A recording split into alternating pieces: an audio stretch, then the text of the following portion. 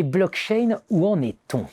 Bonjour Olivier Lasmole. Bonjour. Olivier Lasmole, vous êtes professeur de droit à l'EM Normandie, l'école de management de Normandie. J'ai voulu vous recevoir pour parler avec vous de blockchain. Parce que blockchain, voilà, on parle que de ça, on en entend parler partout. Certains disent même que c'est peut-être là-dessus que la France et l'Europe devraient miser, parce que maintenant qu'on est dépassé totalement ailleurs dans tout le domaine technologique, là pour le coup, il y a des batailles qui se jouent. Ouais. Voilà. Alors première étape, qu'est-ce que c'est que les blockchains? Alors, avant de vous donner la définition des blockchains, sachez que tout le monde connaît les blockchains.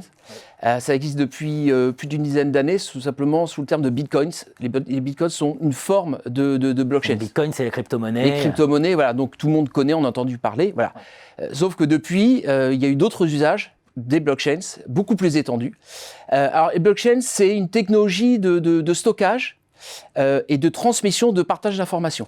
Le gros avantage, c'est que c'est une technologie qui est transparente, sécurisée et qui est décentralisée. C'est pour ça qu'on dit qu'il y a une désintermédiation, il n'y a plus de tiers de confiance. Et alors ça pose plein de questions, mais ça c'est la spécificité des blockchains. Et les blockchains sont constitués de blocs numériques, d'où le terme blockchain.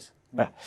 Et ces blocs stockent les données qui sont gérées de manière décentralisée et qui sont protégés de façon cryptographique par des méthodes très poussées, ce qui en font un objet sécurisé. Voilà. Donc, si on devait prendre une image, c'est un très grand cahier que tout le monde peut lire librement, gratuitement, sur lequel on peut écrire, mais qu'on ne peut pas effacer et qui est indestructible.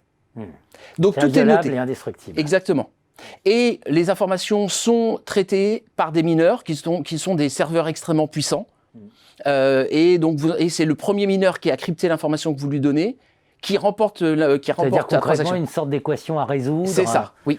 Ça, donc techniquement, c'est très complexe.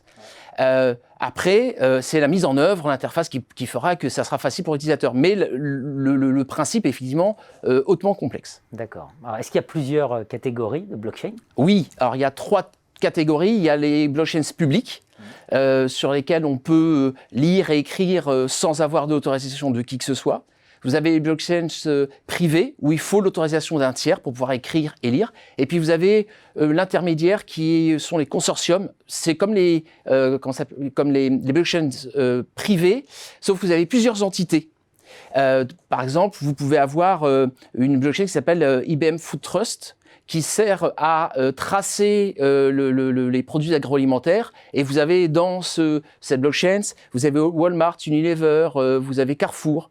Donc ce sont plusieurs entreprises qui se réunissent pour être dans une blockchain et se travailler ensemble.